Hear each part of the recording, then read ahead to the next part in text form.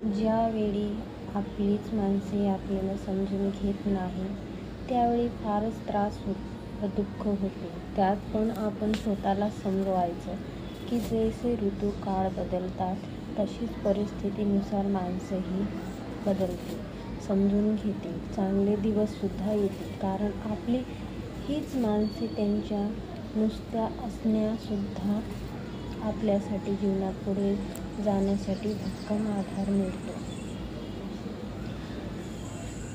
स्वामींचे संकेत कसे ओळखावे? स्वामी समर्थ महाराज यांची नित्य सेवा करणाऱ्या सेवेकरांना वेगवेगळे संकेत देत असतात.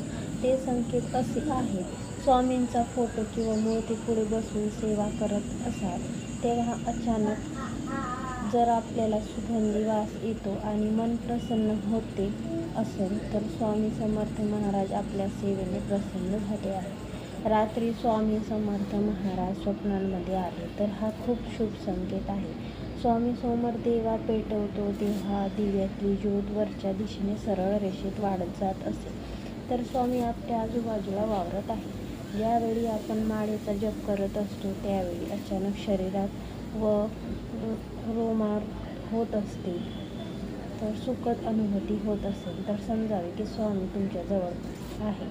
हे 5 संकेत आहेत. आता आपल्याला श्री स्वामी समर्थ सांगतात की कुणाला दृष्टी लागू नये म्हणून त्यासाठी काय करावे. उपाय त्यासाठी प्रथम उपाय हा आहे की जेवण करण्यापूर्वी ताटाखाली पाण्याने त्रिकोण तयार केल्यास दृष्टी लागत नाही, हे स्वामी समर्थ सांगतात. दुसरा उपाय म्हणजे असा की बसल्या बसल्या जर पायाला किंवा शरीराच्या इतर भागाला मुंग्या आल्या तर बोटाने 27 अंक लिहावा, तो भाग पूर्ववत येतो.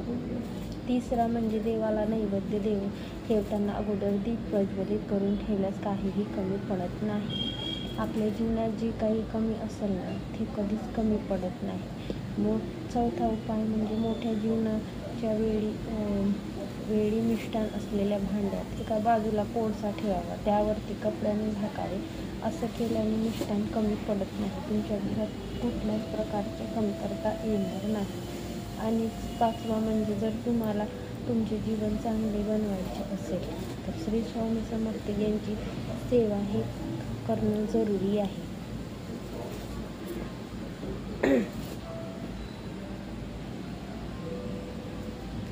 दुःख आलं तर सुख पण येईल. नशिबाची चिंता नशिबावर सोडा. कारण इच्छा असूनही माणूस हे बदलवू शकत नाही. मग उद्याच्या चिंतेने वर्तमान वाया का जाऊ द्यायचा.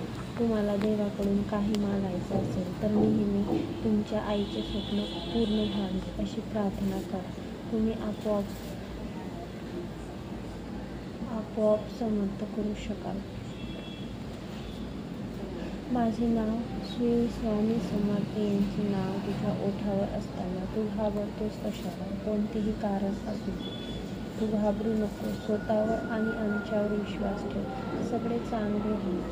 श्री स्वामी समर्थ म्हणतात की कष्ट करा आणि कष्ट करून जो व्यक्ती पुढे जातो त्या व्यक्तीचं नेहमी कौतुक हे श्री स्वामी समर्थ करत असतात. आणि श्री स्वामी समर्थ अशाच व्यक्तींच्या पाठीशी असतात की जे कष्ट करून पुढे जातात आणि स्वतःच्या परिवाराला वेळ देतात आणि त्यांना सुखी ठेवतात, शांतीने ठेवतात. त्यांच्या जीवनात जे काही असेल ते दूर करतात, चिंता. श्री स्वामी समर्थांच्या भक्तांसाठी रोज करायची छोटीशी उपासना ही जर तुम्ही रोज केली तर तुमच्या जीवनात कुठल्याही प्रकारची त्रास अडचण निर्माण होणार नाही.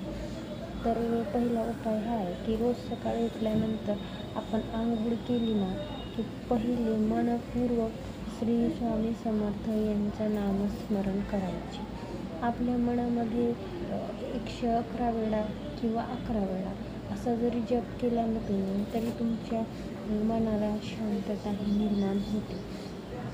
त्यांनी आपल्याला रोज नियमित श्री स्वामी समर्थ यांची सेवा करायचं पण आपल्याला एक मनन लागतं. दुसरं म्हणजे आपली नेहमीची देवपूजा झाली 5 मिनिटे शांत बसून स्वामीचे ध्यान मनातल्या मनात करायचे.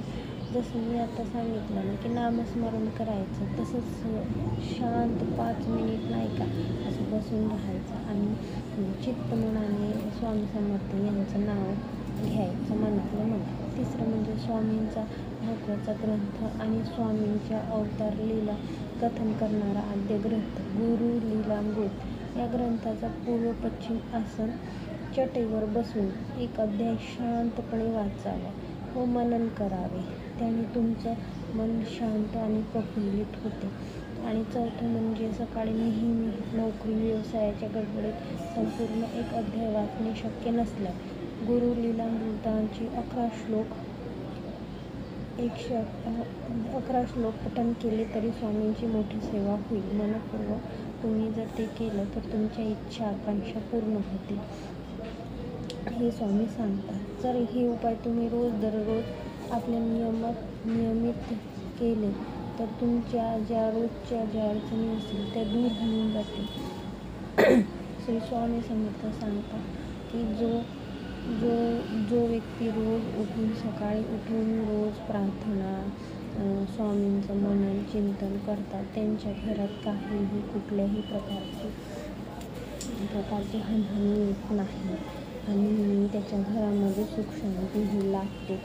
तर हे तुम्ही करून बघा नियमित. तर वाईट वेळेत साथ सोडलेल्या लोकांकडे लक्ष देऊ नका, पण ज्यांनी वाईट वेळेत साथ देऊन चांगली वेळ आणून दिली त्यांचे मोल कधीही विसरू नका. काही ठिकाणी कसं असतं ना की आपल्याला जे लोक साथ देत नाही तर आपण त्या लोकांना विसरून जातो. म्हणजे जे लोक आपल्याला साथ देतात त्या लोकांना आपण विसरायला नको.